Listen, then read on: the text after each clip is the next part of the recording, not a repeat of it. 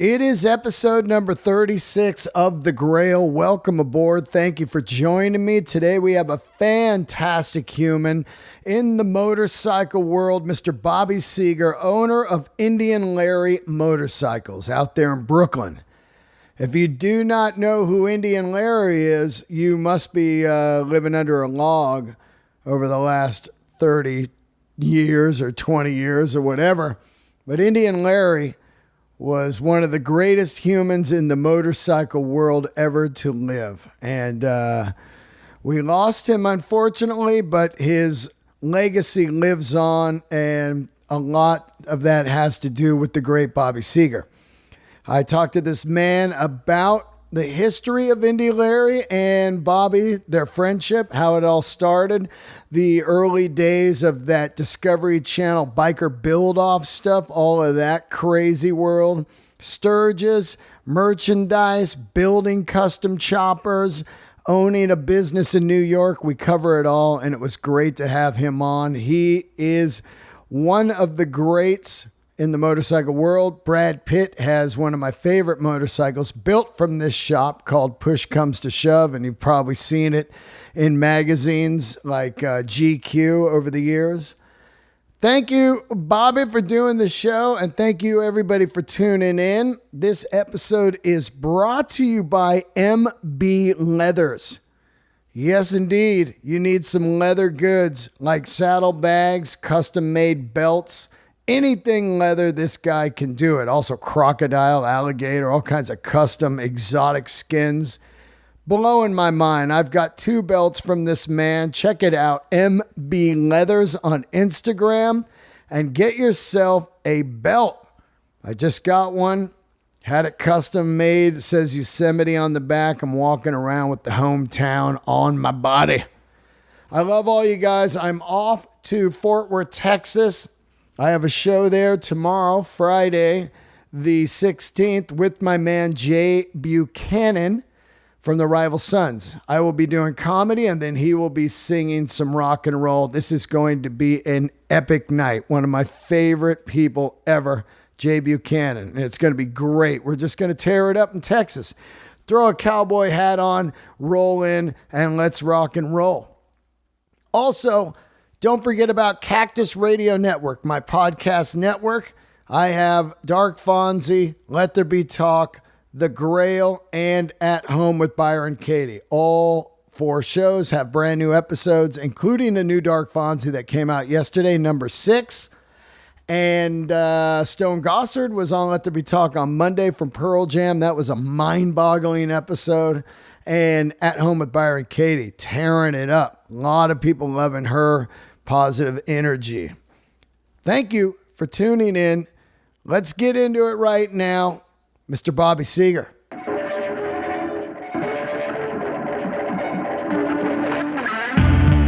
Introduce yourself, great guest. My name is Bob Seeger, one of the owners of Indian Larry Motorcycles. Oh, man.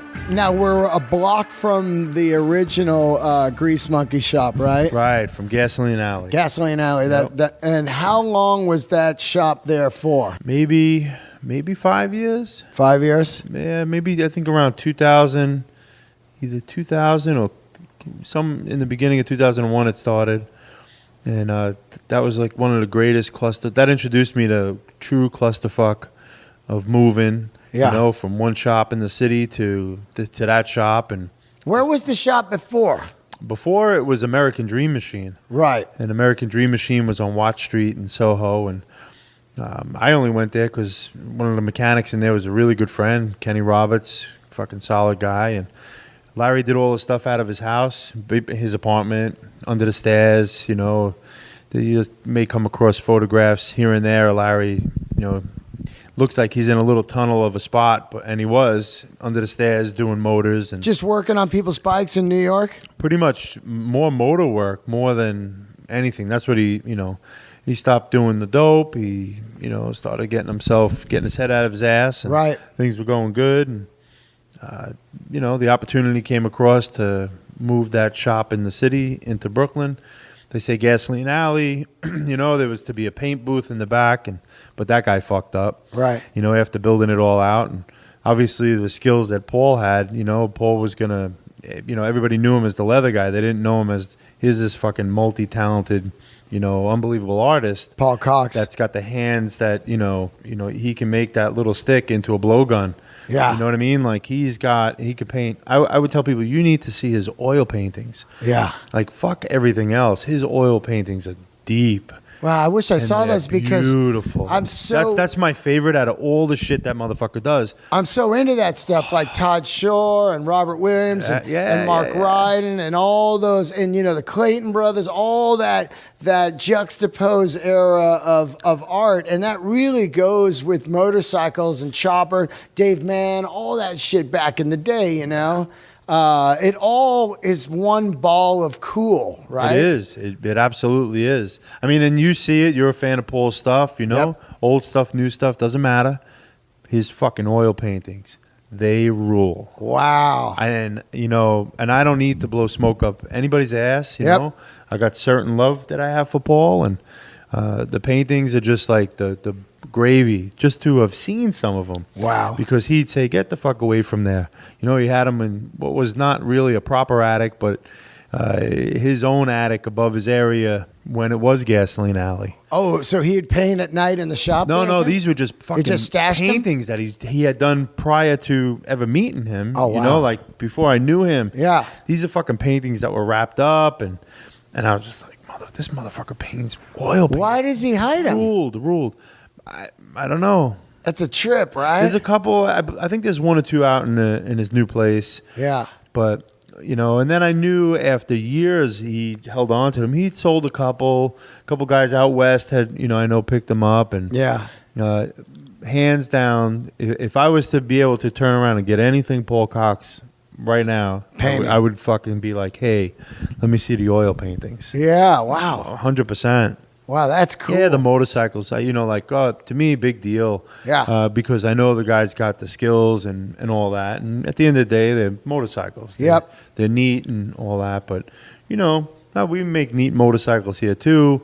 And, my team's a great team. And Yeah.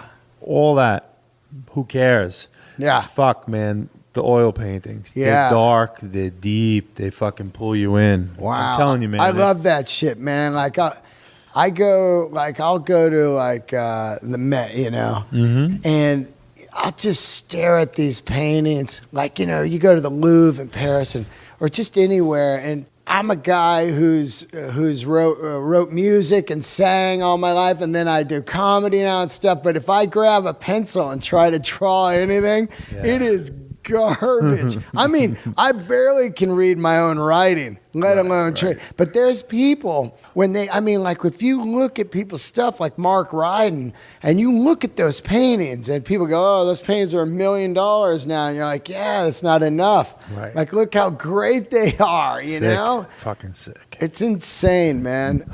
So they're over there. It's a kind of a perfect storm. It's early 2000s. Yeah. Larry's got the shop over there. And are you involved at that time? No. I just hung out. I hung out all the time. You just hung out, but you weren't riding or anything? You were just... Oh, yeah. No, I had what they like to refer to as the boat. I had a fucking full dresser. Yeah. And I didn't care. Like, I'm not a cool guy. I'm still not a cool guy. I don't care about being a cool guy. I'm just a guy. Yeah. And I like riding motorcycles. Where do you grow up at? No, I lived in Brooklyn, Marine Park, and You grew up in the city, New York? well, and then until I got to going into 8th grade, and then I had to relocate to Newburgh. My father and mother were divorced, and Yeah. my mom kicked me out, and so did Catholic school, and finished off going to high school upstate. Yeah. And then, I'd come back weekends and hang out and, party and get in trouble in Brooklyn and go back upstate and do the same thing. And it was just like a ping pong.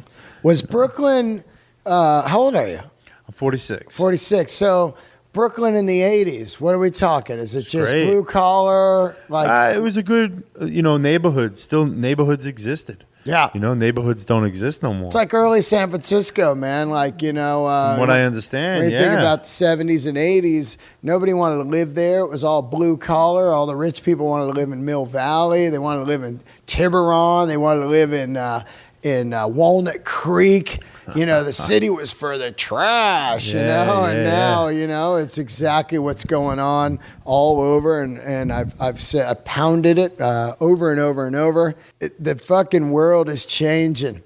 I look at cars. My buddy was looking at a car yesterday, and it was just a fucking BMW M2. It's not even the M4, the M7 or anything. $80,000. I'm like, who is buying car? Like, who has this much money? And then I was complaining about how everything's $1 million in New York, and New York City has the most millionaires in all of America. Yeah. Did you know that? I heard that. Isn't that crazy? It is crazy. So the 80s here. I believe New York City also has like the most trust fund kids too. The most what? Trust fund kids. Oh, yeah, of course. These little farm boys, they come in, they kill it. They come in with mom and dad's money. And that's good for you, right?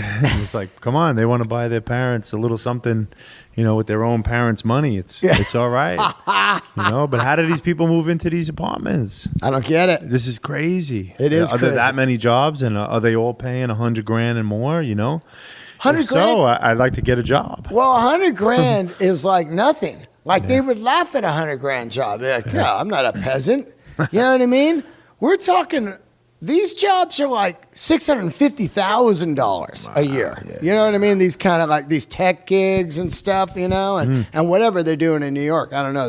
I'm talking San Francisco and stuff. But the money is unbelievable.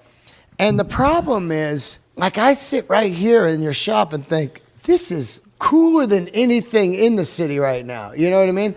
But greed and everything disintegrates cool. Oh, yeah. And like this wouldn't exist if your landlord wasn't cool. It's true. It's very true. I believe if the core team, the base of everybody in here, if everybody wasn't on the same page with just making neat shit and basically keeping that fire, just right, not too hot, not too like simmer. That's what helps us keep the name Larry up. That's right. That's our goal. Our goal is not to be, just out there and booming and like killing it. We don't believe in that. Right. No, we believe in this. We believe in just what you see firsthand here. Right. Old school. Yeah, it's a teamwork. This is what we like. There's no need to change just because other people are changing. Yeah. I mean, hey, there's stuff we'd like to do. Sometimes there's things that we do just because we say, all right, fuck it. Let's just dip our toe into that pool and see, is it okay or is it too queer that we got to back our feet right the fuck out? Yeah. It's a comfort level. We go by gut feeling. You're early on riding. What gets you into motorcycles before you even meet Larry and everything? Are you riding before then? No, in the early 80s, I had a cousin. I had a couple of cousins, but I had one specific cousin that was in a bike club. He was the cousin with the tattoos at 15. Yeah. I love those guys. Like Sam Elliott in Mask. Yeah. That was my uncle. You know what I mean? I always think about that. Right? Shit. Yeah. They fucking come over. They're smoking Marlboros. They day drink. Yeah. They got a chopper, like a panhead. Like at the time, there was two guys in my neighborhood, man. This guy, we called him No Worky Don. It never worked, but he had the dopest chopper ever. And this is 80s. Like, people weren't riding choppers in the 80s. This guy had he carried a giant fucking knife, almost like a sword. Right. And he had a panhead. It was yellow. And then his buddy had a black panhead. And this looked straight up like Easy Rider shit in the 80s, man. Right. Like when Harley starts to hit again, when AMF sells it back to the original employees, and guys are just, Harley is so hot that you go in and sign a book, and you don't even know what bike you're getting. You just showed up, and they go, here's your bike. You're like, I don't want a Sportster. And then the Fat Boy comes out, and it becomes the biggest bike ever. And you got Terminator. Yep. Arnold's riding it in fucking Terminator, and Harley's crazy. And there was no choppers when I was when I was like starting to ride. Because that was older guys rode choppers. Right. You know what I mean? Like old dudes. But now people are riding these new Harleys. And they were crazy money, like $12,000. Yeah. Because back then, you could get a used Harley for like $2,000. Right. Like a panhead. Can't get that. Or a knucklehead. You know what I mean? Yeah. So you had this guy. I got a cousin. He was in a bike club in Coney Island, Satan soldiers. I Wow. thought, wow, fuck, look at these characters. Wow. You know, and I was 10. Yeah. You know, and I just thought, fuck, that's badass. Yeah. You know, time went by. You know, we didn't grow up with money. You know, my mom was a waitress and my father was a millwright. You know, and just characters. You know, family full of characters. But I don't know. Time went by. You know, fast forward 15 years. It's like I'm in my early 20s. Yeah. No bike. I wouldn't settle on. I just wanted a Harley, but. You know, just one thing led to another, to not get it, to not the money always an issue, one thing or another. Yeah. Try to straighten up a little bit, you know, my own way of thinking. And next thing you know, I get myself a Ultra Classic. Yeah. And What I bought year? it used, I bought a 91. 91. You know, the guy that had it, he was dying. When I met him, he had passed. Yeah. And the fucking thing had all the bells and whistles. Evo? Yeah. Yeah, Evo. Evo Ultra, man, that's a small motor for an Ultra, right? Yeah. When you think about it, When you look back and think about it. it's a big motor back then. Yeah. It was 80 cubic inches. It was like, whoa, you know, before that it was 74 or whatever, you know, so, and Chevel, and they're just falling apart. And I really believe now, to this day, as I've rode fucking, you know, every motor there is, I really feel the Evo is my favorite motor. Yeah. The way it comes on the FXR, not like I don't want an Evo on a bagger because it's a luggish, but the way that power comes on and the way it feels, you know, it just had soul and it never broke. Yeah, and the twin cam doesn't break either. No, that's You know, another good. These motors are insane. So you get an Ultra Classic. What makes you get an Ultra Classic? It's just a deal. A deal. The Got- deal. How much you get it for?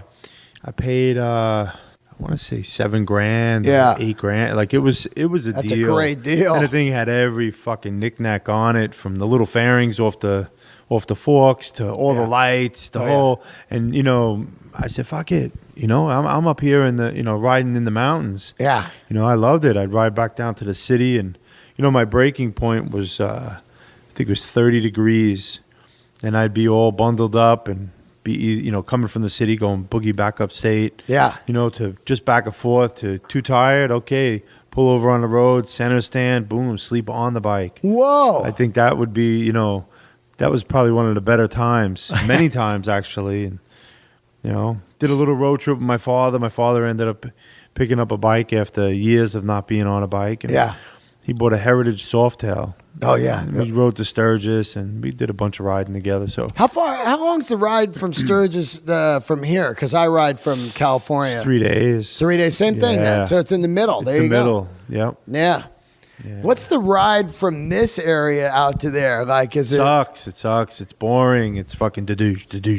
just highway? Highway. Wow. Highway. Wow. You know, and shit, I've been in almost every state, you know, between on a bike, in a van, in a truck with a trailer, you know. Yeah. America's beautiful. It is. I didn't really see, and I thought it was great just by going. But being able to get out and go on the back roads into some of these little towns Yeah. where there ain't not much happening, Yeah. you know, just to get a bowl of chili. Yeah. You know, and just roll right up. It's like, fuck, man, there's such a world out there. Oh. And to do a lot of it two wheels, it's hands down. It's the best way to go. I've been all over, man, on two wheels. And I think about some of these back roads I've taken to Sturgis where I got to make sure my mind doesn't get fixed on it, because I'm like, if I hit like a fucking, you know, a fox or something and fall off, you're dead. You're dead. Because there's no one out there, and there is no fucking cell signal. Yeah. I mean, I've been out in spots where I just pulled off on the road and pissed on the road, dead center in the middle of the road, no Right. car for an hour. Yeah. That shit is, and man, it is beautiful. And it is really amazing how big America is. You know, when Oh, you're out yeah. there on the bike, you're like, holy shit, man. Yeah. Where are we? No, it's awesome. It really is, man. I think many people that they retire or they're close to retiring or they got a little fuck you money and they don't go out and they're just miserable. That's weird to me. I don't understand it. I don't either. I really, look, you can now, if you could swing it, you can go fly to someplace and, Yep. and just rent a bike for 3 or 4 Totally. days. And what'll that do? That'll just open up your eyes just a content more. Yeah, it really is.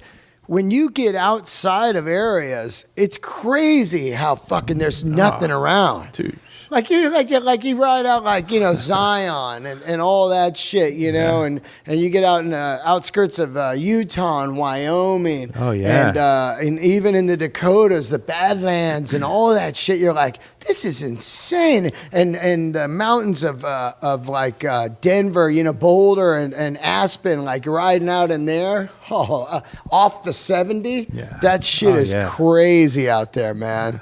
It makes riding so beautiful. It was funny because I recently was riding in the Red Rocks. I was out there, and this guy Rick Lewis, great radio DJ out there. He goes, "Hey, I know you like to ride. Let's take a ride." And he had new bikes. He had a new Indian. I got on it and rode, and I thought, this is what riding is supposed to be. Yeah. Because to me, I ride out of necessity, traffic and everything, which really isn't.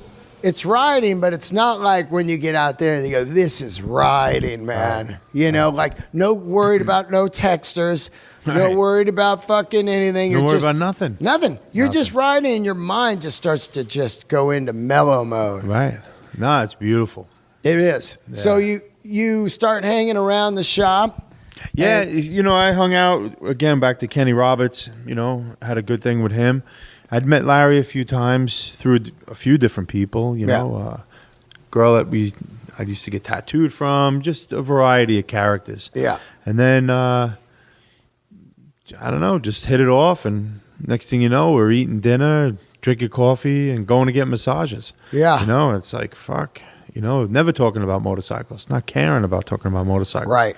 Just life experiences, and, you know, it was great. So, but I would just show up at the garage and I'd hang out all day. Yeah. You know, I mean, but unlike a lot of the friends, you know, I had a city job. Yeah. What'd you do? I worked on water pumps and ventilation fans in the tunnels. Oh, really? In the tunnels? Yeah. Whoa, these tunnels here. So it sucks out the exhaust in there. Yeah. If you didn't have that, it would just be a fucking death. Well, any fire, you know, any kind of shit like that, then it's on. So you were like, what, a city union guy? Transit. Work for transit. Transit union guy? And so you're stacking paper doing that, right? That's got to be good. Nah, it's not. It's like an allowance. Really? Yeah. It was shitty money? It's great. You know, it's good. You know, you can survive if you do it right. Yeah. You know, so pre the new rent. Yeah, exactly. No, that's if you didn't have a spot to, you know, after I don't know, a few years, I ended up getting married, you know, bought a little multifamily house, and that's really what got me with a roof over my head. The bike business it's not here in the city? Yeah, in Brooklyn. So you bought a joint that has multiple places and you rent them out? I did at the time, yeah. Right. So there was 4 apartments. We had a basement apartment. We'd give the basement apartment to whoever either just moved back to New York, right, just got divorced, got thrown out, you know, one of those temporary, they're thrown out for a month kind of thing. Yeah. You know, and we'd set it up. We had it set up. The basement was the spot, and, you know, many people passed through it. And no, I'd say, hey, look, if you're here 6 months, fuck you, give me $500. Yeah. You know, and you're 3 blocks from the train. Wow. You know what I mean? Just get on your feet, get your head out of your ass. Yeah. That kind of thing, yeah. That's kind of cool, man. You know. Fucking, I could use that right now. I wish I had that. I wish I had. You'd be in it. Yeah. So you're hanging with Larry, and are you around when the TV starts to TV people start coming around? Yeah. Are you a business partner yet on it, or are you just still hanging? Not yet. The second one. Yeah. You know, that's when it all started.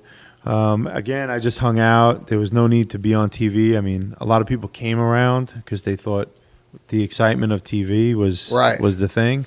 I didn't have that kind of excitement. I don't have that kind of excitement now, you know. Yep. I don't see, you know, people different just because of that. I don't see that as being something, you know, to make you famous, or, you know, if you got it, you got it. Yeah. You know, and so I chose to not be one of those, you know, and I thought Hugh King was a fucking clown, and a bunch of other shit like that. And, you know, instead of working up the frustration that I'd see them do, I just thought, fuck, man, I'd rather be on the flip side, just taking a few snapshots and, you know, kind of just hang out, bring some coffee. Yeah.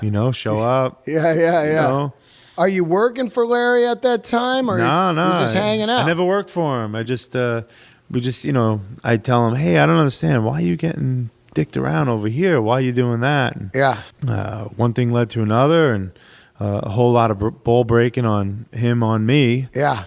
And, we should be partners.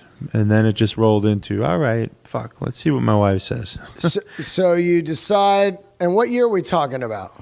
2000, the end of 2002, 2003. So you're going to be a partner on Larry's shop, you and your wife. Yeah, and at the time, Gasoline Alley was, falling apart. Right. Kind of fast. Why was it falling apart? You mean the building or the business? The building in the end started falling apart, and that ended up getting repaired when we left. But the business. What was making it fall apart? Just like motorcycle internal, people. And the people don't think that the television stuff can suck so much out of you and out of business in general, and it does.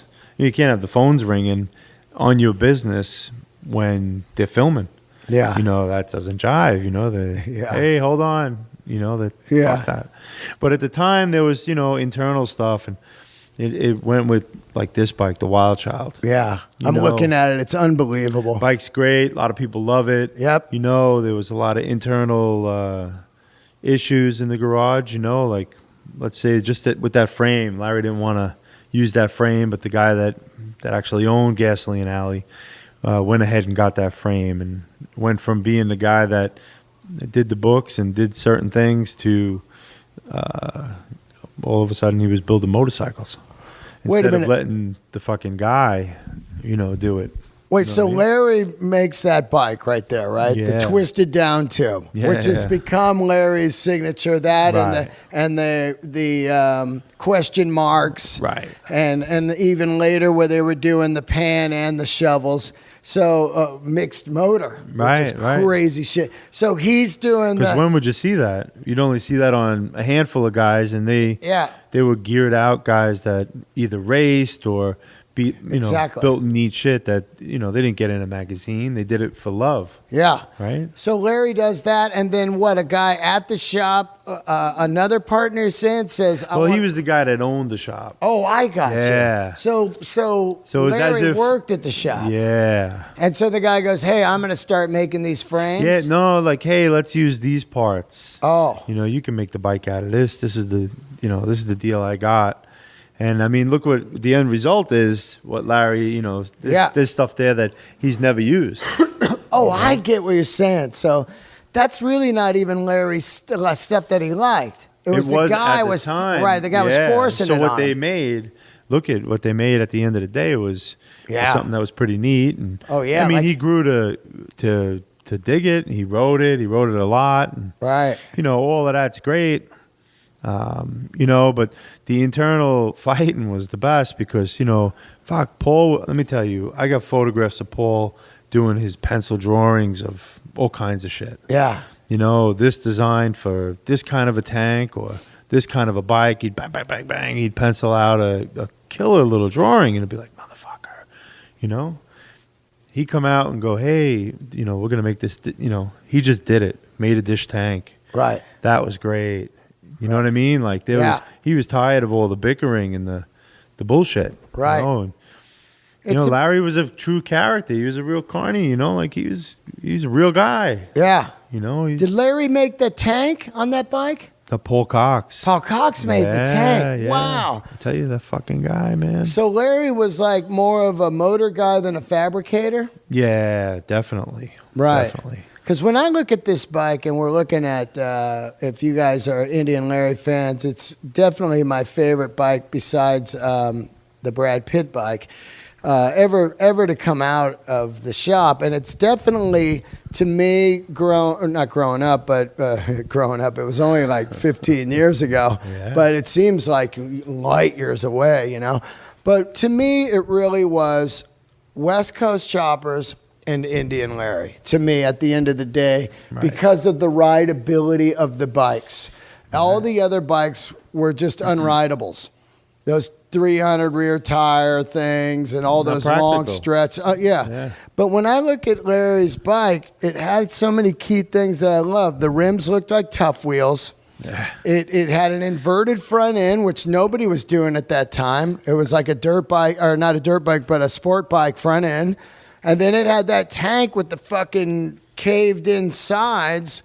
And then those amazing risers, those weird looking risers. And then the oil bag was off, the oil canister was always off the side. And that was a Indian Larry bike to me, although I'd only seen two at the time, the Rat Fink one or whatever, which is right here, the gold one, and then that one. But those are really, to me, the bikes, the West Coast Chopper CFL 2-up. And then these, you know, because they were the most rideable ones, you know. I mean, you got to think, Larry's riding that thing around New York City, and it is insane to ride around here. Like just the roads, the bridges, the fucking potholes, everything. And he's jockey shifting that thing, you know. Like anything that comes out in front of you, you got to be ready to move. So that's pretty interesting, man, to think. Like at first, that really wasn't even his like dream machine. What was he riding before that? Something he built? He rode the Grease Monkey. The Grease Monkey was his everyday bike, and you know that thing was built like a tank, thin, fast, no front brake, you know. Yeah. But that guy, fucking, he can ride. He was nuts. Yeah. You know. He was nuts, he right? He was nuts. Yeah. Where did he learn all that early kind of stuff, like that rodeo stuff that he was doing, like standing on the seat and you know, all that stuff? Was it just stuff he just learned from riding around New York, fucking around? Yeah, he was a get out and do it kind of guy. You know what I mean? Yeah. That was his character. Right. I mean, that his riding was incredible, man. And it's still some of my favorite Discovery Channel stuff was when he was on. Well, he's entertaining. I mean, he's entertaining looking at him. Yeah. You know? And he had that look, right? And he's a character. Yeah. You know, and he knew his shit, you know, and when he didn't know it, which was, you know, a little here and a little there, it was great bullshit. It was great. You know? But going on the road with him was the best. Yeah. The best. There ain't nobody been like him. Yeah. Because, you know, even when he'd stress out and be overwhelmed by the people would want to come up. They'd want to hug him. They want to picture with him. Yeah. Hey, can you sign my shirt? Can you sign? He was a gentleman. Yeah. He'd stand there until the end. Wow. And we would watch other people get whisked away by the help, by this one or that one. Right. And he'd sit and, you know, he'd be on it. It was great. It was really, really great. You know, tremendous loss of that kind of character to be inside the house. Were you there that day? Yeah. I went all over with them. I mean, that was the job. The job was, okay, look, we're going to get out. We're going to sell merch. We're going to, you know, if we could sell a few bikes, great. If not, no. Who cares? Yeah. And we're going to go to all these shows. So my wife managed them. She, you know. For public appearances and stuff? Yeah, for everything. Right. So it was like, okay, you know, we're going here and here and here and here. And it would be like bang, bang, bang, back to back. You know, it was great. It was great. If he didn't fly, he'd be sitting in the passenger seat. Yeah. You know, that motherfucker never drove. Oh, he didn't drive? No, I'd be like fucking delirious. And he'd, ha ha. And then he'd nod right the fuck off and go to sleep, cocksucker. Yeah. He's like me, like I never tried. You know, I got a car like last year when I got ran over, and it was like, this is weird. Fuck this thing, and I sold it. You know, it's just weird when you're two wheels for life. It's interesting because we were talking about you and I was saying, I want to move to New York, and you're like, you know, find a spot for your bike. And I was like, I probably won't ride because I won't be able to find a garage. It'd be impossible. Right. It's weird to ride here. You ride here all the time, right? Yeah. I mean, for me, it's great. Yeah. You know, I spent, I say it's about 8 years of no riding. Yeah. Because it was always in the vehicle. It was going from one show to another show. Right. And it was bringing 5 or 6 bikes or 3 bikes and merch and parts and, you know, and showing up and setting up and, you know, standing there all day and selling stuff and talking and meeting people and packing up and going home. Yeah. You know, so to where I got to the point where I had some crazy shit go on in life and then just realized, you know something, somebody had said, hey, you want to go out for a ride? And I was like, a ride? I haven't been on a motorcycle in years. Like it's, Yeah. you know, but it's like riding a bicycle. Once you do, you know, it's great. And then the characters that got me back into really riding, they ride, you know? Yeah. And it's like there's no lines in the street. There's no lights. There's no, you just fucking ride. Yeah, outlaw style. Great, you know. That's the guys I grew up riding with, man. I mean, when you ride with guys like that, it's another world, right? Yeah, no. It's old school road wear. Right. You know? But having not gone riding for so many years, and then it was just like it took a life-changing moment, and then it was What was that moment? Can you talk about it or no? I could say it. It'll turn the whole podcast different, though. Really? Well, I could say it. I mean, it's not something to be embarrassed about. It's you know, I had kids. One of our kids had gotten a rare brain disease, and it was like switch. All of a sudden, we're in Duke University, and my son's getting a stem cell transplant. And it's fucking like, wait a minute, what's happening right now? Yeah. Like, what the fuck is happening?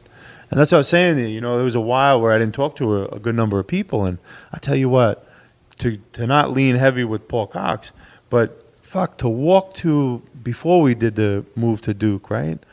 Find out that our kid's got this rare disease that I can't pronounce, you know, called adrenoleukodystrophy. Wow. Like this white matter on the brain. I see Paul come fucking walking down a block, and I was just like, what?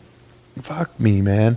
You know, I hadn't seen Paul in a little while. Yeah. And Paul was one of those first people to just show up and go in for swabbing to see if he'd be a match. Wow. You know? Wow. Wild. Wow. Absolutely wild. You know, great too. I mean, there was many people that came out. Yeah. Many people. And it was beautiful. You know, and that's what, you know, in 10 months of living in the hospital, only for my kid to die. Wow. You know, so it's kind of crazy. You know, it's not even kind of crazy. It is crazy. Yeah. But then that was the thing. Just shy of 8. Wow. Yeah. So it's wild. It's wild. You know, and, you know, we just kind of, you know, what do you do? I have a different outlook on life, I would say, than my wife. Or we have another child, a daughter, she's 10. And I say, fuck, man, you know, our son, there's something to it. Yeah. Because it went from, hey, listen, can you just, instead of responding to everybody in the family, just start a little Facebook page for, you know, give us updates and we don't have to peck at you and shit. So in the end, I wrote a fucking book without even thinking how creepy Facebook is or how far out in the world, you know, it's reaching. Yeah. But there was a 20,000 people fan base in a matter of like 30 days. Wow. Unbelievable. To where people were throwing fundraisers to doing, you know, hey, what do you need? Wow. Sending cards for Starbucks, dropping off cards. People that had been through the same shit, they're dropping off cards for Starbucks. And I was like, at first I was like, I don't understand this. Yeah. What the fuck is a Starbucks card? What, I wipe my ass with this thing, you know? My kid's in bed. It's fucked. You know, this is mind blowing. Like, I don't know what's up. Yeah. No, it was just to get you out of the room to use the Starbucks downstairs in the hospital. Yeah. Like that simple of a thing didn't register. Wow. You know, and nothing mattered, man. It didn't matter. The bike shop, you know, I thought I had a good group of people in at the time. Yep. In the end, I didn't. I had a couple of good people. You know, that's where it kind of really weeded out the guy that was a cunt and just fucked us. And, you know, too bad for him. Yeah. You know, for me, okay, wow, we lost money. What is money? Yeah. My kid What just is died, money? It's so you know? right? But I'm a fan of the whole handshake. Hey, I'm going to pick you up at the airport. Well, I'm going to be there. Yeah. You know what I mean? This guy, handshake, as I'm crying in the street, telling me, hey, listen, I'm here till you get back. Only to split 3 months later and take some shit. And, you know, and it just went queer. Listen, I go through life. I really don't trust people. Yep. I'm here for a good time. If this don't work out with you and me right now, it's okay. Yeah. I put the microphone down. I get in my car. I fucking go home and pass out. Yeah. You know, I wake up. I'll have a cup of coffee. Yep. You know, but then my son passes away. We're back in Brooklyn. We don't know which way is fucking what. And, you know, and this is after Larry is gone, this is too. all only a couple of years ago. Wow. Yeah. So first you lose Larry, and then you lose your son. Right. And it's just like just It's like, punches. I don't understand. So it was my mother-in-law dies right before my son's born. Wow. My son's born, and I think a month or 2 months later, Larry dies. Jeez. And then there was a few other, tight people. Yep. It always seems to be like a fucking bang, bang, bang. Yep. And then it's like, son of a bitch, man. Fuck, okay.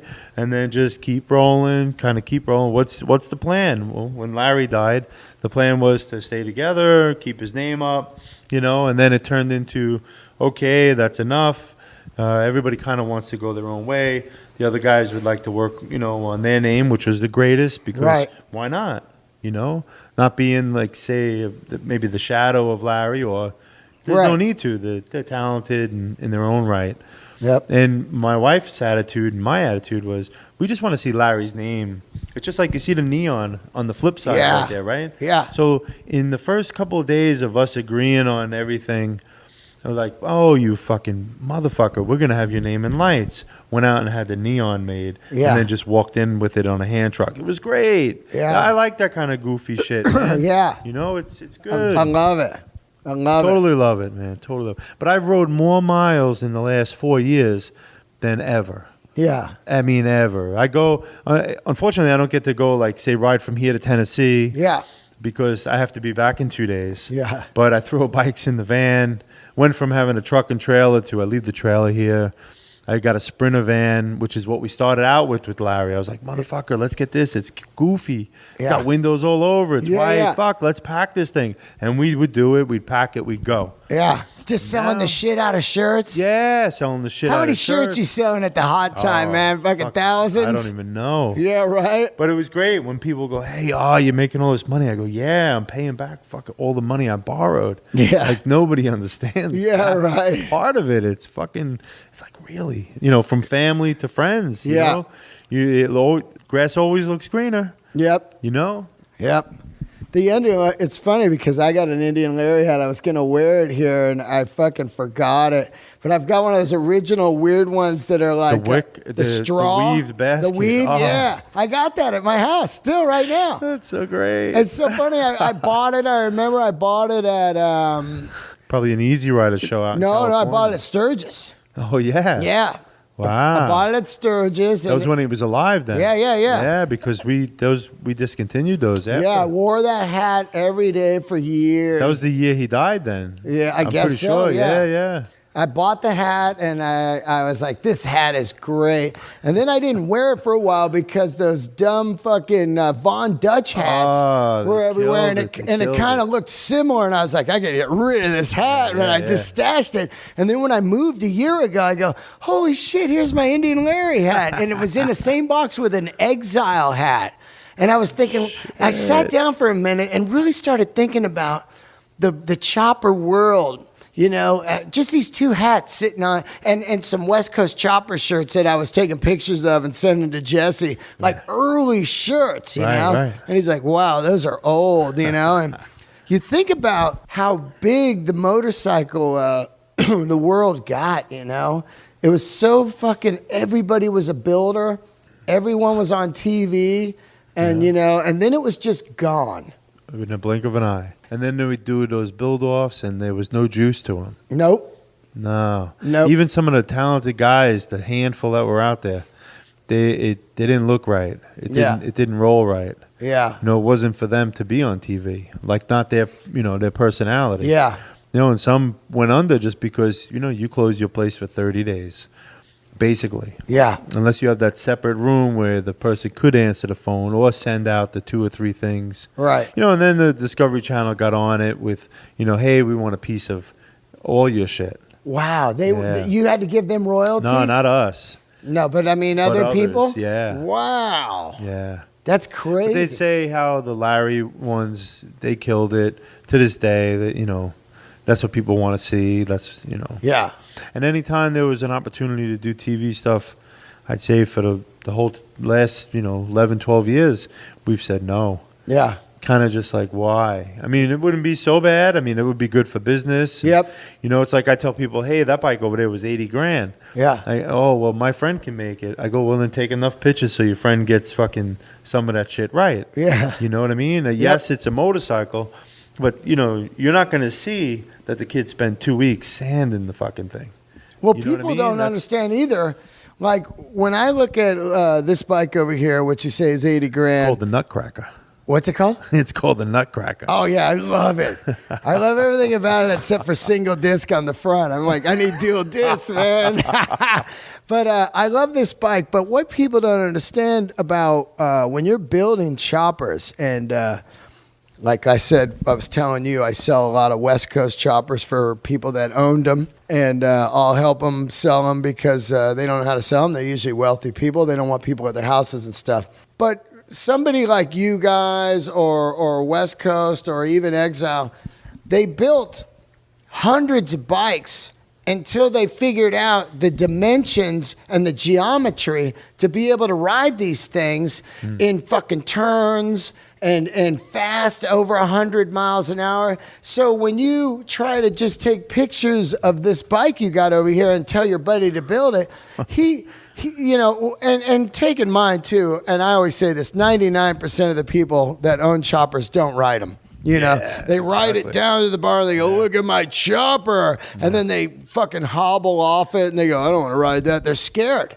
They're scared of the power. They go back, they put it in their garage next to their case of tampons, and they fucking go, I'm going to get in my fucking Prius. They really do. They're scared as fuck. And then That's not a bad thing. No, it's not. It's better that they get the fuck off. Yeah, it is. Before they kill themselves and somebody else. It really is. Or my other point is they get some fucking amateur builder, and what people don't understand is you're going 100 miles an hour on these things. There's only two wheels. And I've rode these bikes by other people that are like, you know, it looks good. You go, that looks pretty good. And then you get on, you go, hey, this thing is dangerous as fuck. Right. You know what I mean? Like speed wobbles or brakes or fucking no brakes or just, you know, the geometry's wrong where the bike's, you know, crooked in some way. Right. And they just don't ride. And you're going to put that much your life in the trust of some fucking garage part-timer. You know what I mean? That's what I always laugh at. No, it's like the guy that goes and gets tattooed. Well, let me go get a tattoo from Tony in his apartment. Yeah. In 2010. Yeah. And, you know, he's going to get, it's going to be $50. Yep. But I'm not going to go to that tattoo shop over there and pay $100. Why? Why would I do that? Yeah. You know? It's so weird. You're crazy. so right. My first tattoo I got was by this guy, Henry Goldfield in San Fran. And I had I didn't realize that I was sitting in the chair getting tattooed by one of the legends. And the first tattoo I got was fucking insane. The best. So a week later, I'm hooked, and I go, I got to get another one. Well, he's booked for 3 weeks. I'll just go to this guy in the neighborhood. And I thought they were all great. Right. And he put this fucking woman on my arm that had like a beard and shit. And my buddies are like, dude, why'd you get that bearded woman on your arm? And I was like horrified. You know, I was like, oh my God, what am I going to do? I had to fly to LA. First, I went to Goldfield and said, can you fix this? He goes, no, get the fuck out. You didn't wait for me. Now you got to live with that. So I had to fly to LA and have it covered up. And I never forgot it. That I made a mistake by trying to rush. And that's the same thing that you can do with choppers. You go in, you go, I want a chopper. And they go, it's going to be 8 months. And you go, fuck that. And you just have some guy buy a day tech frame and a bunch of junk. And he bolts it together and charges you 50 grand. And now you've got something worth 12 grand when you got to sell it. It's just worth the motor and trans. Right. You know, that's it. And when something happens, that guy, what's he going to do for you? Long gone. Long gone. Long gone. We try to go with, you know, when we do something, we fix whatever is going to break, because at the end of the day, it's a motorcycle. Something's going to break, especially if you ride the fucking thing. We want you to ride it. Yep. We give them to you with 1,000 miles or a little bit more. Yeah. I'm going to ride that fucking thing. Yeah. I'm going to ride it good. I'm going to break that thing in proper. Then I'm really going to ride it. Yeah, yeah. You know, because I don't want to hear you be a cunt. I want you to be a happy motherfucker. Yeah. You know, because you're bitching. I can bitch too. Yeah. I don't want to hear myself bitch, and I don't want to hear you bitch. Yeah. You know, so why not? You know, you're here for something that I don't want to hear you go, that fucking cunt, Bobby, fuck him. Yeah. You know, this thing, I don't want to hear that. Yeah. You know? Well, that's what I was telling you about fucking Confederate. Yeah. I buy a Confederate. Yeah. Brad Pitt has one. Hellcat 124. Yeah. I fucking love it. Beast. I ride it for 3 months. I'm used to West Coast choppers that I ride everywhere. I ride this Confederate for 3 months. The entire motorcycle falls apart. Yeah. Then when I call them, they're like, "Yeah, sorry. We'll fix it, but we're going to charge you $7,500. I'm like, "Fuck you, man. This thing's brand new. It had 36 miles on it. I put 4,000 miles on it and it falls apart. Right. That's not the way you should do business. Wow. You know what I mean? Like, it's like, I love motorcycles. Now you put a sour taste in my mouth, and I might have bought another one later, and I don't even have money. Right. I'm just fucking working 2 jobs to buy one. Right. And you know, people get used to these celebrities. They just go, "Well, I don't like it anymore, so fuck it." And then, you know, they don't care. But I ride, you know? We did that with a guy. We had, you know, a bike that was built. Bike was badass. The fucking motor went to shit.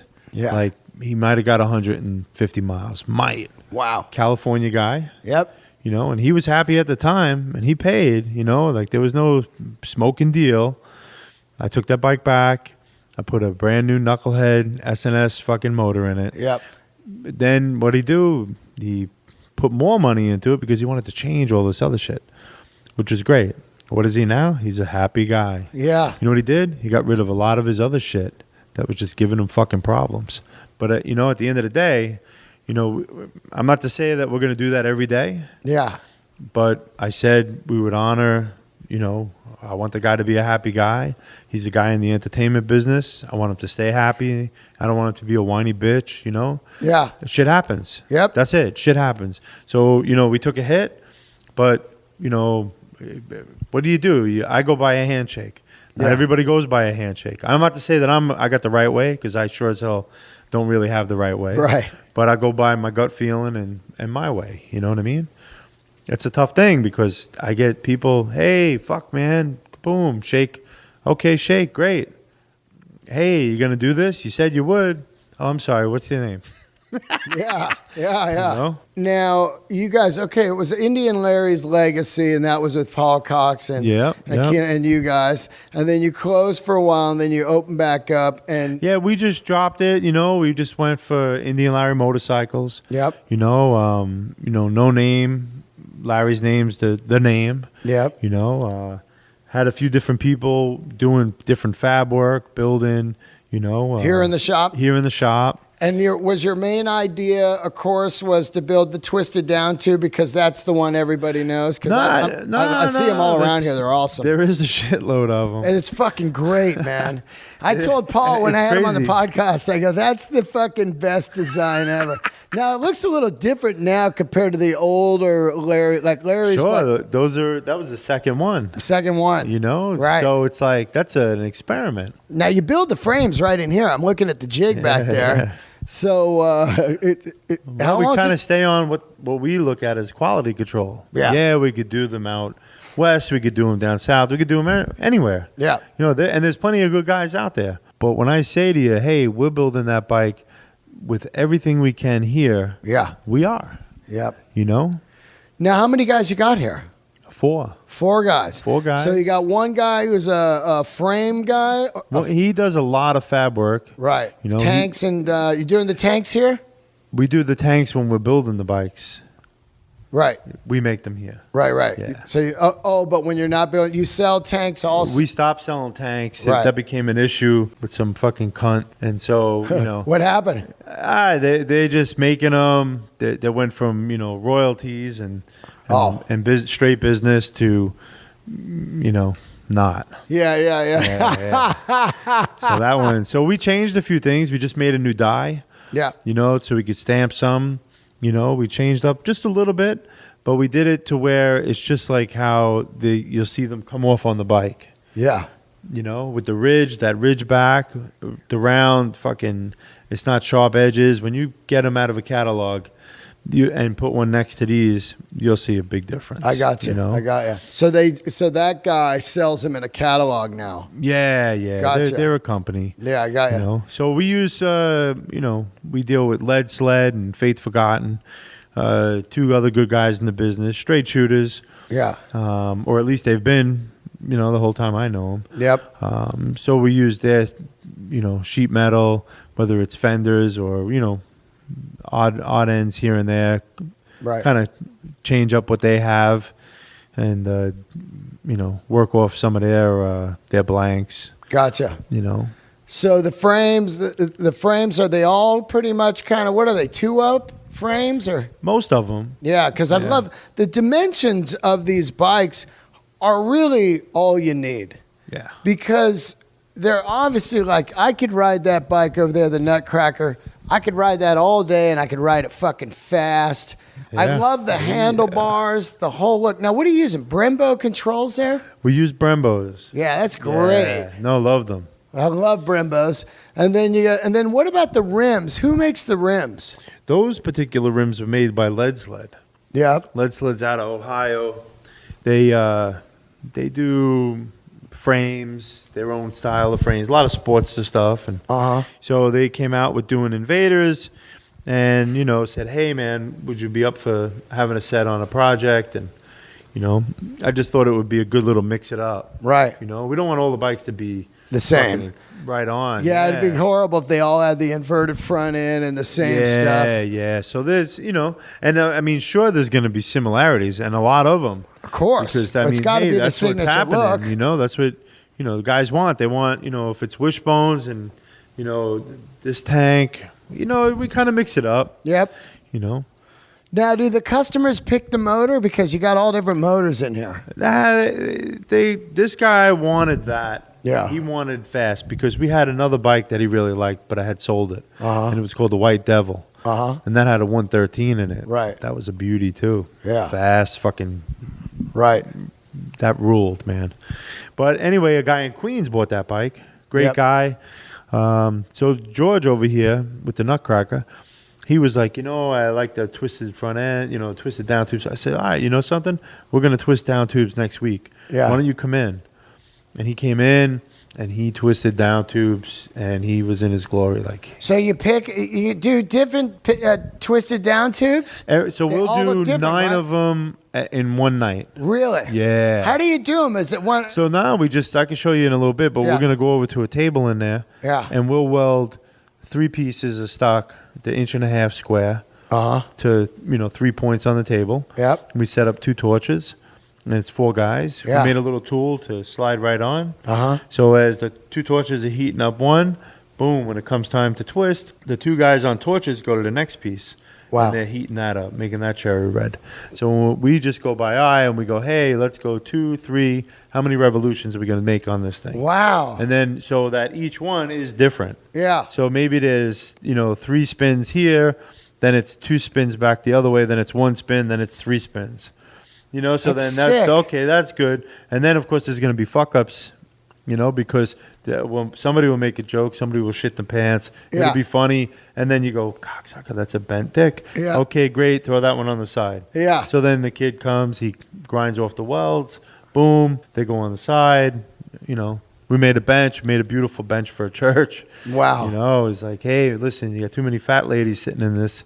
Let's get rid of this. We'll make you a nice bench. Boom. Made a nice bench, had it powder coated. Wow. Yeah. That's fucking great, man. I mean, if I move here, I just want the Nutcracker, but with mid controls. Now, why don't you go mid controls? Isn't anybody wanting the mid controls? Because, man, there's so many bumps and shit in this fucking city. When I see bumps, I got to stand up on the seat, especially if you had prostatitis like me. You're like, holy shit, man. I've had a rough life. I can't even believe I'm still riding because I got ran over. I got prostatitis from a bike. I was riding a Diavo and I hit a fucking pothole doing 90 and it took my asshole out. And you know what I mean? Yeah, that's fucking brutal. The BQE ain't a place for you. What's that? The highway, the Brooklyn Queens Expressway. Fuck. That'll I would go the air ride no matter what, even if, like the Paul Cox. Any little thing I could get, even if it's a little bit. That's a great design too. Yeah. This one was the first bike that it was, I believe. It was on. I might not be. It was it was going into Timothy's bike, right. Rolex, the one on the photo on the wall. Right. This bike was finished before the Rolex, and that's got really like I'd say the first one, functioning one. And Now, you ride the Larry bikes, great. right? Yeah. Yourself? yeah, Those are his 2 bikes. yeah. Right there. Now, how did you guys end up with the bikes? Was it in a will or something? Or? No. The story with this one is this one we bought Yep. off the guy. He fucked up on something else, and that bike. When Larry died, the guy that did own it, he was kind of like a spoiled older guy. Yeah. And he didn't like that bike. And when the shop was being built, the shop obviously, like everything, needed some dough. Uh-huh. He wanted a bike built. He put up money, all in one shot. He would prefer to have something. Saying a West Coast bike would be a stretch, but more along that style Right. than something like this. Right. Except he didn't get what he wanted. He got what was fucking being built in the garage. Right. And there it is. Oh, so that Larry was building that bike and then for a that customer? bike was built in the shop. For a customer? Well, in the end, it was for this guy. Wow. And that guy didn't like it. Wow. He wasn't an unhappy guy. Yeah. So I was just getting involved, and I said, hey, look. What a fool, huh? You can't have the bike then. Well, fuck you, I'll buy it from you. Nah, I don't want to sell it. Became a back and forth thing, and I think he rode it around the block once. Uh-huh. He was more scared. In the end, he was more scared of the bike. Yeah. From the open belt, Yeah. Huge jockey. open It's primary. a big difference. Yeah, yeah, It's a big yeah. difference, especially when you're not an all-the-time riding Right, guy. yeah. Not to knock him, Yeah, yeah. He was funny off the bike. I would never want to be on the bike next to him, Yeah. Fuck that. So he traded it in and got a new bike. No. He didn't get the hat. Oh. When Larry died, so we kept the bike, and Yeah. he Gave him his money back or something? Nah, he didn't get nothing for a little while. Larry dies, and he comes in because we told him, no, don't come to the shop. Yeah. He was a pain in the ass. Yeah. He turned into a bigger pain in the ass. Yeah. And certain days he'd come over before being a bigger pain in the ass, and he'd wash Larry's grease monkey. Yeah. He'd be outside with a bucket of soap, fucking washing the bike. He was stepping down off the pedestal he put himself on. Yeah. Anyway, when Larry died, I said to him, listen, I'm buying the bike. This is how much. I know how much you paid. This is how much I'll give you. And then he went in and seen my wife.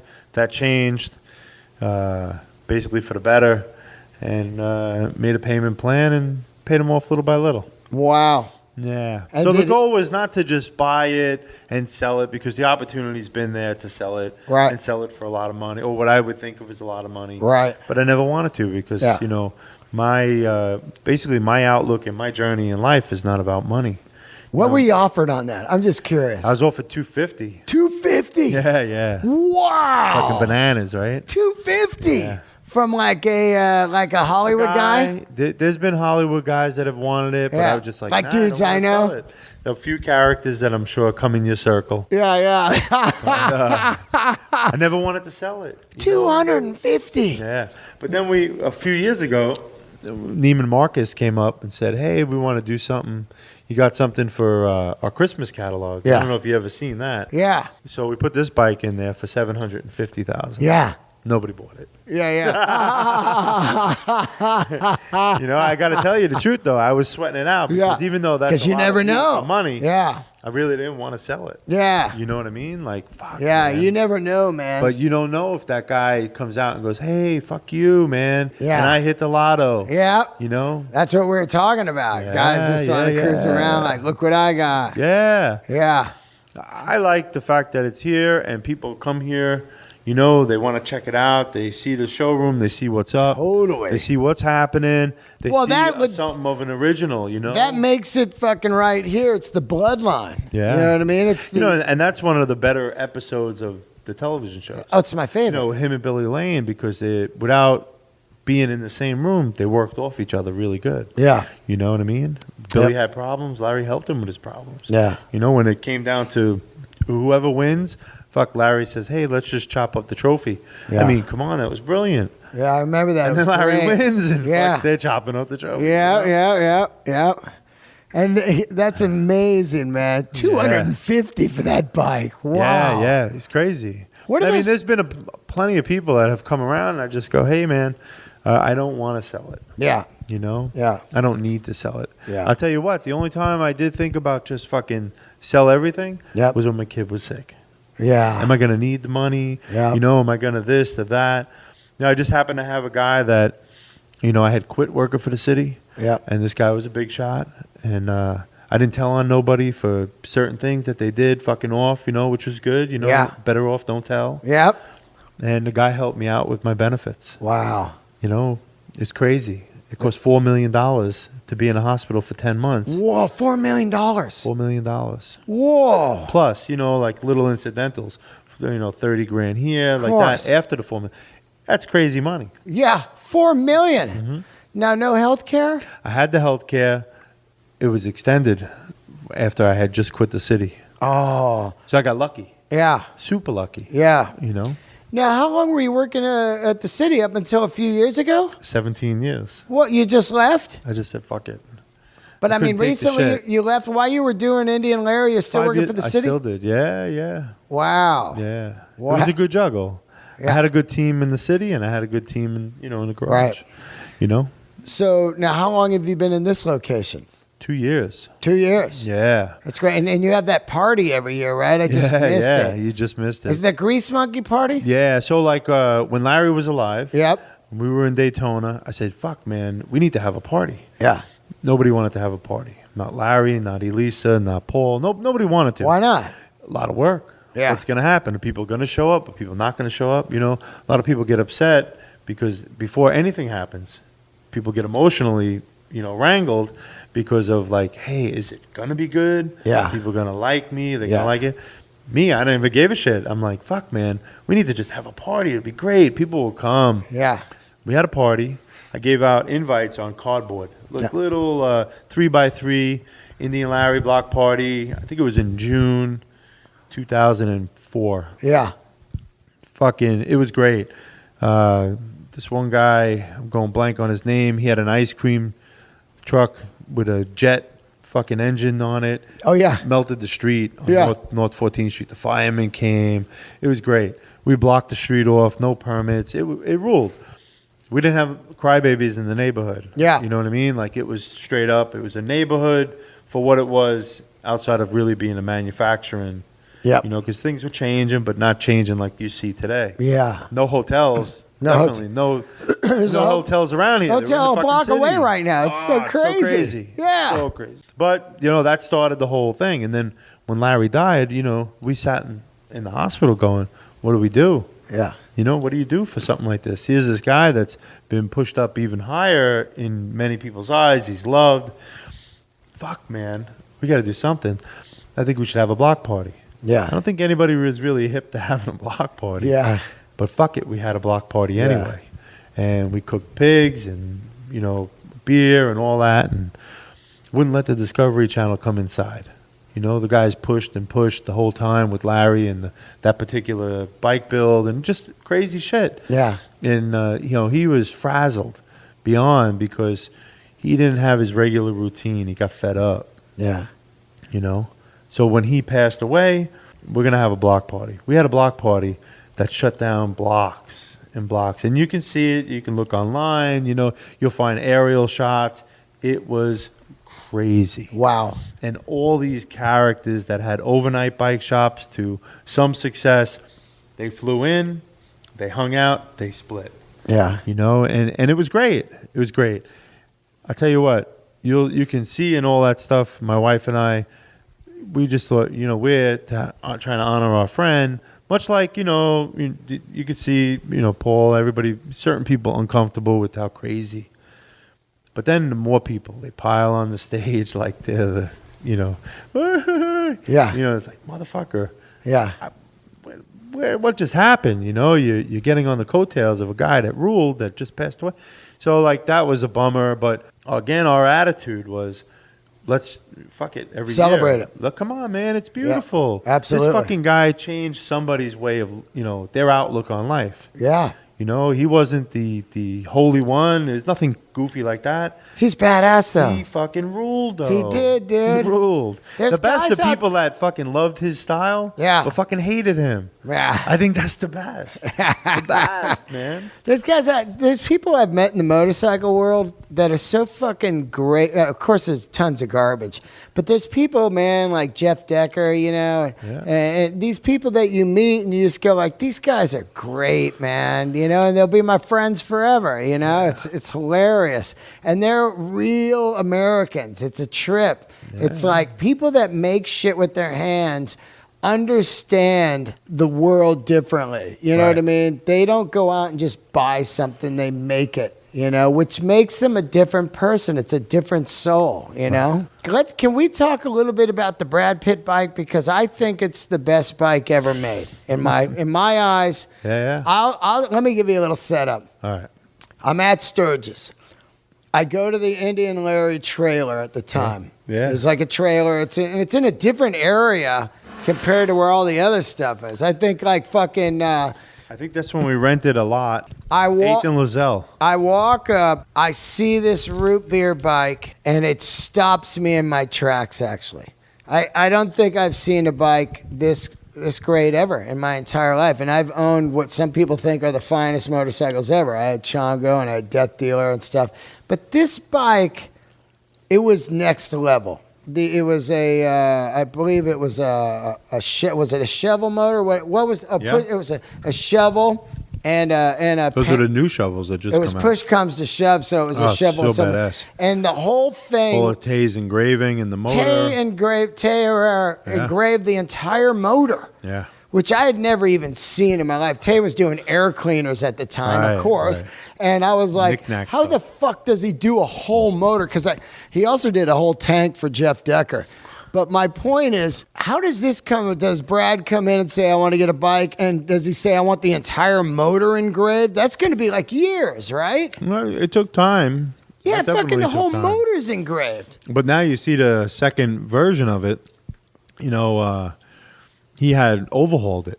He overhauled it? Yeah, he sent it to Paul and engraved the legs, the trees, the risers, everything's engraved. Mirrors, the headlight. Oh, it's a whole nother level of an art piece. Wow. You know, and Tay did that stuff too? The fucking guy rides the bike. Yeah. You know, a lot. Does Tay... Tay did all of that. All that? Yeah. How long does it take to do the motor? That I don't remember. That bike took like 2 years. That was a long time. Just the original. Right. Never mind that second version, man. It was, now, when it's getting engraved, like that guy's got to be working on that thing like 8-10 hours a day to do the motor, the whole fucking motor. Now, you guys can Google this. Just Google "push comes to shove" Indian Larry and look at these photos, and you'll understand what we're talking about. It's if you listen to my episode with the guy that engraved the watches, Park. You'll understand how fucking insane. Okay, yeah, a guy does Rolexes, but when you do a whole fucking motorcycle engine, you know, it's insane. Now, that bike had to cost a fortune. I think that was a pretty penny, yeah. You know? Yeah, and he rides it. He rides it. Yeah. He fucking... I was told that at the time, you know, that was his favorite bike. Yeah. And, you know, he's got a variety of bikes. Of Obviously, course. you know, he could swing it. That's cool. Yeah. To know that he enjoys riding that particular bike is great. There was a photo. When people see it. Photo of him recently riding it in a magazine. The Vanity Fair did a big thing Vanity with Fair him, right? did a big story on him. There he was riding it. And I was like... Of all the bikes. He's still got a variety of bikes. Yeah. Or cars or trucks. He's got a variety of neat toys. And he goes with that bike. I mean, and again, it was badass when it was first built. It's gotten notches of just visually badass. I'm looking at Shane McMahon's got a bike here. Yeah, this bike called Ronin. All black. I'll put it on my Instagram later. What other celebrities got bikes? There's a couple. Ewan McGregor's one. He's got a bike, yeah. Oh, no shit? Yeah, it's called The Machine. The Machine? Yeah. Keith Nelson has one. Who I just had on the show. And then Justin Murdoch, who's been riding his forever. That fucking guy rides. Yeah, he rode it to he's another one. He's got some neat toys. Yep. But that I never bike's see him out. on another bike other than that one. I mean, he was on some other bikes early on when I'd see him around Hollywood. No, he is on that. He bike, rode at the man. Coachella this year. I Yeah. parked right next to him. Yeah. I was laughing. I rode Loves my it. Road King out there all nice and comfortable, and I parked right next to the rigid hardtail ass killer.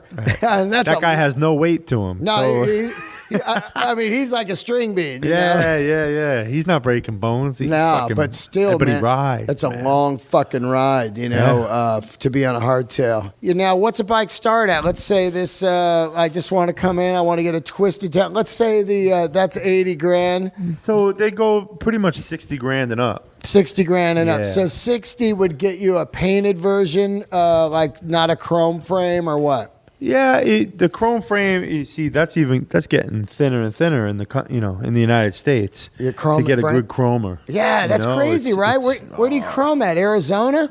No, this one we did at Paul's up in Pennsylvania. Oh yeah.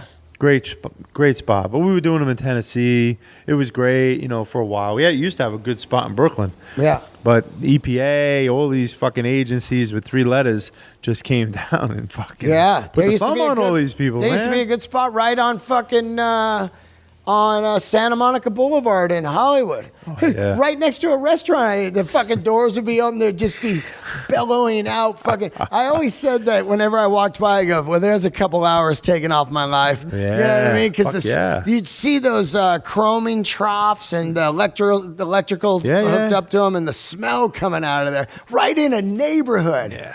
That shit Yeah. ain't gonna fly anymore. But Arizona's chroming up a storm still, and they got the best chrome. And then Yeah. Harley's getting chrome. They're China, chroming Taiwan. somewhere because that shit is primo. Taiwan. Do you think so? I know they're doing a ton of shit in Taiwan. Really? Yeah, it's crazy. It's crazy. Wow. You think they're getting their chrome done in Taiwan? They're getting a lot of pieces made in I know a lot of stuff's from Yeah. Japan, like their front ends and their brakes and all that. People are dumb if they don't know that stuff.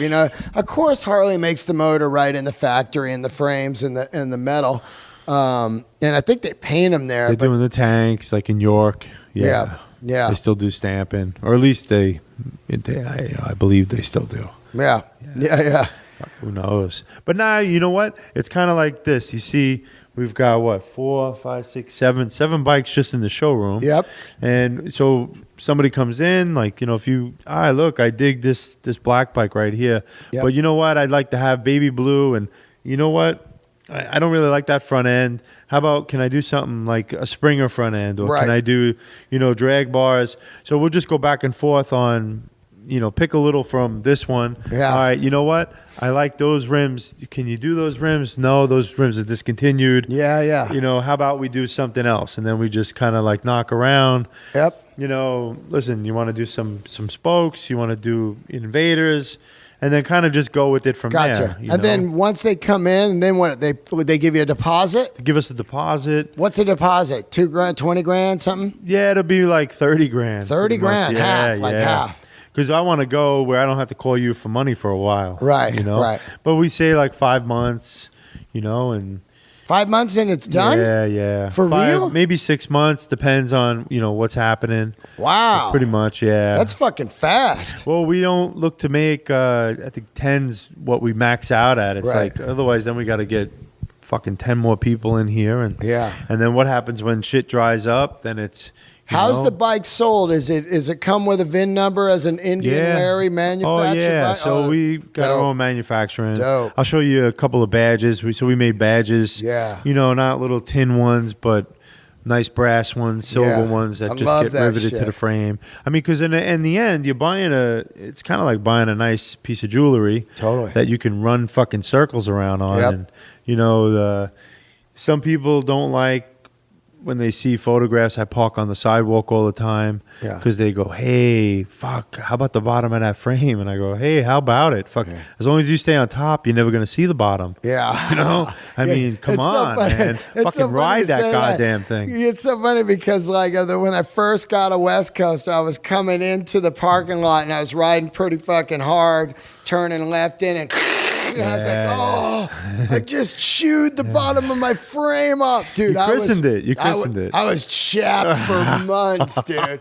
I could see it, even though it wasn't. You couldn't see it. I could see it in my mind. Yeah. That's why I like the frame to be up a little higher. I like the bike to be a little higher because I grew up in San Fran. You rode off curbs and shit every day. And, man, I can't stand fucking scraping the frame, man. I'm cool with it. I think if I came in, I would just say, okay, make me that Larry bike right there. The, what's it called again? The Wild Child. The Wild Child. Just make me that with mids and a fucking knucklehead motor. The new S&S knuckle. Yeah, those are beautiful. That'd be it right there. Yeah. That's it. I mean, look at fucking. I love the fender design, the rear fender design with no strut. No strut. How's that mounted on? Just on the lower and then right up behind the seat. Oh, I see it. Yeah. Just right. It's beautiful. Yeah, no, that bike is a ton of fun. Of fun. This next bike's gonna have mids. The one I was telling you, the other 111, but it's not gonna be in a twisted frame. It'll be in a wishbone frame. Oh yeah. And that's going to be another chain drive. Yeah. They're all chain drive, right? You're not doing any belts, are you? We got, I think, 1 or 2 on deck. They're going to be belts. Really? But we prefer chain. Just chain. Of course. Yeah. Now, the people, if they buy them here, do you service them? Yeah. No, we serve. If they're around here, we service them. Yeah. Otherwise, I just say, hey, look, go to this guy, go to that guy. Right. I'm not there to service you in fucking other states. Yeah, you're going to pay the guy a couple $100 to do the right thing. I'm going to send it to a guy that's not going to be a cocksucker. Yeah, right. Not going to do like the Confederate thing. Hey, okay, look, we're going to do the right thing. Let me just fuck you 5 times, not 6, I still fucking hate them for that. You know what I mean? No, that's a queer thing. It's just a bummer. Not cool. Just a bummer. But here, like I said before, that bike that had problems in California, small miles, man. It's like riding to the deli here. I took the whole bike back. Yeah. Told them, hey, you know something? Keep this fucking exotic motor. I don't give a fuck about it. Yeah. Make a table out of it. Yeah. It'll be cute. Yeah. I'll take the rest. Yeah. And then, took off all the shit. Was a little embarrassed with some of the stuff, but hey, it was a different time frame. Yeah. We're rolling forward. So by that, hey, let's just go on our word. I said, we would do this. Well, you want to change a few things. That's going to cost you some dough. Yep. It's not going to, be really, really crazy, but it'll be badass, and wanted the bike similar to another bike. Hey, that's cool, man. It's cool. It's all good. Just ride the fucking thing. That's all that matters. What bike do you ride? Like, which bike is yours? I switch them up, man. Yeah. This one that's on a lift, it's really just on a lift just for show. Oh, yeah. Just to take a few snapshots. Oh, yeah, you're riding jockey shift. You said Paul Cox taught you how to ride jockey shift, right? I don't know if that was a blessing or what, man, but he's the one that's ran it right through me with, hey, listen, just get on it. You could do it. And then next thing you know, I'm riding Wild Child through the streets of Daytona, bumper to bumper. Wow. That was great. But then that was it. There was no looking back. Yep. I prefer jockey now. You do? And that's been 8 or 9 years ago. Yeah. Gotta be something like that. Yeah, I think it's a ton of fun. I think personally in the city it's great because there's no like sightseeing. You got to be on your toes a little bit more because it's not just like pulling in like this. You could be going 100 over the bridge. Yeah. You want to stay in tune with what the fuck you're doing. Yeah. That's just how I see it. Yep. Yes, this is it. This is our little... Give them the address real quick. 70 North 15th Street, Brooklyn, New York, 11222. Catch the G train, ride your motorcycle, take a Uber, take a fucking yellow cab. And then you got swim the across Instagram. the East River. Yeah, the Instagram is Indian Larry Motorcycles. Nice and simple. And Twitter also, same. Twitter is very light. I don't go on there too much. Yeah. You see, I tweeted that that horse cover. I seen it. Yes. That magazine's in my house. I figured that. That was mint condition. That fucking mag. You know why I got it? It had Indian Larry, the tribute thing, and then it had the No Love Party. Right up on the top. So it's like a great fucking issue. A package, right? Yeah, man. Well, thank you so much. Yeah, for, man. Thank you so much. And I'm looking forward to riding one of these bikes. No, you're going to be riding one of these, man. And listen, I want to give one more little plug. Oh, yeah, please do. It's a good little plug. If you can, you go on Aiden Jack Seeger. Check out Aiden's Law. You know, a newborn screening. Oh wow! It's a good little thing. It's good. It's my wife was able to get it passed in New York State, and now she's working on it nationwide. You know, and it's a good on the up and up foundation. It's 100% of the money raised goes towards kids, and it's really, at the end of the day, it's not even about money. It's about raising awareness. And yeah, the website is aidanhasaposse.org. Yeah, aidanhasaposse.org. Yeah, check that out, man. Shepard Ferry did a little thing with him right before he died. Wow. Right before we went into the hospital, actually. Yeah. Really? Yeah. That's what got it to be. You know, Aiden has a posse, obviously, with all the Obey and right. You know, and Ewoks, another old friend, graffiti writer. You know, he just drew up a little from a photograph of my son. Right. Made it into a little sticker. Next thing you know, it was a billboard by Peter Luger's Steakhouse, and wow, Shepard was putting that up, his website and all that. You know, it was great because it was genuine love. That's there. Awesome, man. Yeah, it's pretty good. Pretty good. Well, thank you so much, and I'm fired up to be here, man. And maybe one day I live here and I just own one of these bikes and I ride around, Dynamite. do comedy, right? Just pull up. Yeah, as it is, as it should be. Yeah, thanks for tuning in, everybody. We'll see you later.